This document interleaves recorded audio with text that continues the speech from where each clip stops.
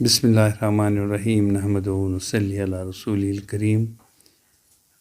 رمضان کے آخر میں ہم داخل ہو چکے ہیں اور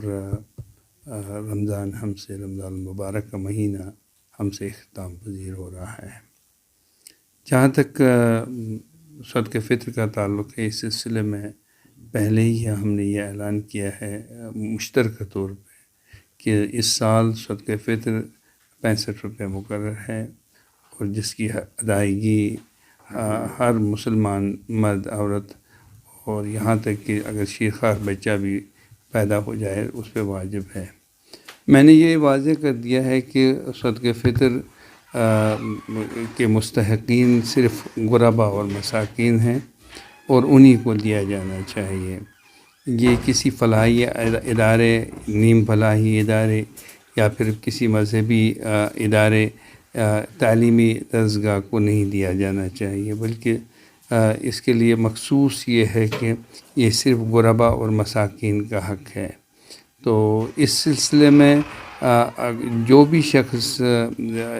یہ دینا چاہے اس پہ ضروری ہے کہ وہ عید نماز کی ادائیگی سے پہلے اس کو دے، اور اگر عید نماز کی ادائیگی کے بعد وہ اس کو دیتا ہے تو اس کی اہمیت اور افادیت ختم ہو جاتی ہے۔ یہ ایک سوال ہے۔ اور دوسری بات یہ ہے کہ زکوٰۃ آپ جانتے ہیں کہ وہ 2.5% ہمارا ہے جب آپ کا 1 سال پورا ہو جائے، اور اکثر ہم زکوٰۃ نکالتے ہیں اس میں جو رمضان کا مہینہ ہوتا ہے، تاکہ لوگ زیادہ سے زیادہ ثواب حاصل کر لیں، اس مہینے کی برکتوں اور فیوض سے وہ فیض یاب ہو جائیں۔ تو اس کے لیے بھی یہ ہے کہ اس کے مستحقین میں ہم یہ فلاحی اداروں کو دے سکتے ہیں، اور جو یہاں پہ تعلیمی ادارے دارالعلوم وغیرہ ہے جو تعلیم دینے میں سرگرم عمل ہے اور ہمارے بچوں کو دینی تعلیم دیتے ہیں، ان کے لیے وہاں رہنے کے رہائش کا انتظام بھی ہے، ان کو دے سکتے ہیں، اس میں کوئی حرج نہیں ہے۔ البتہ اپنے غربا اور جو اپنے رشتہ دار غریب مسکین لوگ ہیں اپنے غربا میں، ان کو دیا جانا بھی افضل ہے، اور یہ ضروری ہے کہ ان کا بھی خیال صلہ رحمی کے تحت کیا جائے۔ اور اب ایک اور مسئلہ یہ بھی ہے کہ کیا ہم سادات کرام کو دے سکتے ہیں؟ تو سادات کرام کو یہ نہیں دے سکتے زکوٰۃ، کیونکہ یہ میل ہوتا ہے، لہٰذا وہ اس کے سادات کے لیے یہ جائز نہیں ہے ان کو دینا۔ البتہ ان کو ہم دوسرے طریقے سے مدد کر سکتے ہیں، ہم ان کے لیے ہدیہ کے طور پہ کچھ پیسہ زکوٰۃ سے باہر وہ پیسہ ان کو دے سکتے ہیں، اس میں کوئی حرج نہیں ہے۔ اور رہا سوال عید کے سلسلے میں یہی کہنا چاہتا ہوں کہ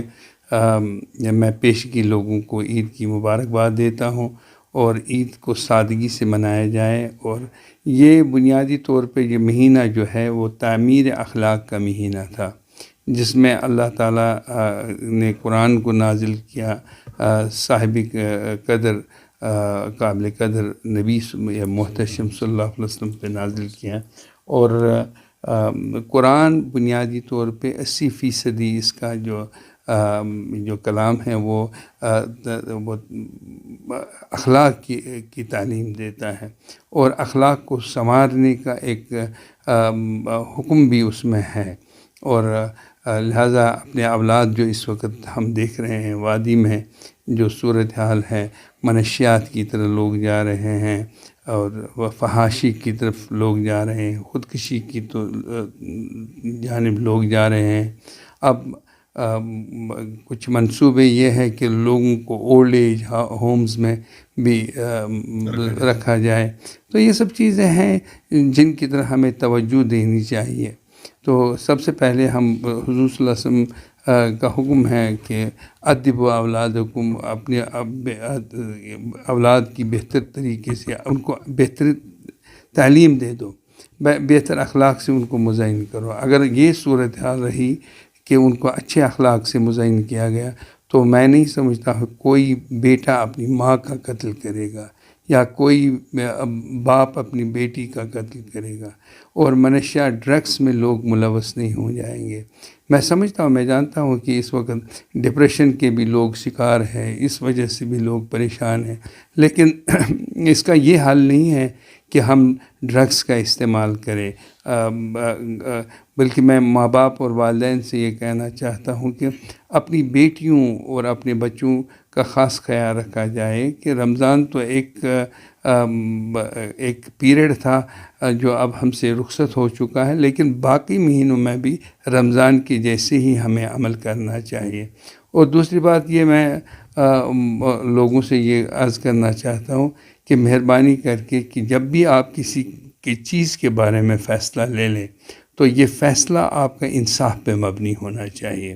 جو کوئی بھی ہو، جب بھی آپ کسی عدل و انصاف کا یہ تقاضا ہے کہ شریعت کا بھی یہی حکم ہے کہ اگر آپ کے پاس ایک آدمی اس حال میں آ جائے کہ اس کی آنکھ کسی نے نکالی ہوگی اور وہ اس آدمی کے بارے میں شکایت کرتا ہو، ضرورت یہ بات ہے کہ آپ اس وقت تک کوئی فیصلہ نہ سنائیں جب تک دوسرے فریق کی بات نہیں سنیں گے. آپ جب اس کی بات آپ سنیں گے تو اس کے بعد آپ ہو سکتا ہے کہ وہ جو دوسرا فریق ہو کہ اس کی دونوں آنکھیں نکالی گئی ہوں. تو لہٰذا فیصلہ انصاف کی بنیادوں پہ ہونا چاہیے. آپ لوگ